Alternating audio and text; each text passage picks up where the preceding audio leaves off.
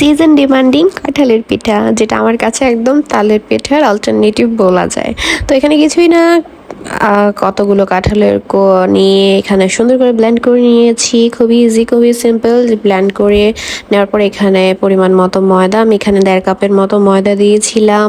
সাথে হচ্ছে 1/2 কাপের মতো সুজি, সামান্য বেকিং পাউডার, যেটা একদমই কম্পালসারি না, চাইলে দিতে পারেন, না চাইলে নাও দিতে পারেন। 2 টেবিল স্পুন হচ্ছে মিল্ক পাউডার, দেন হচ্ছে ঘন গরুর দুধ।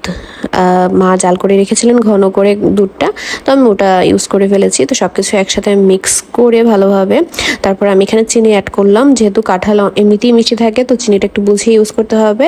আর একটু সামান্য 1 চিমটি লবণ, জাস্ট সব কিছু ব্যালেন্স করার জন্য মিষ্টিটা। তো এখানে সব কিছু মিক্স করে রেস্টে রেখে দিতে হবে সুজিটা ফুলে যাওয়া পর্যন্ত। তারপরে এখানে সয়াবিন তেল গরম করে কড়াইতে ডুবো তেলে ভেজে ফেলতে হবে।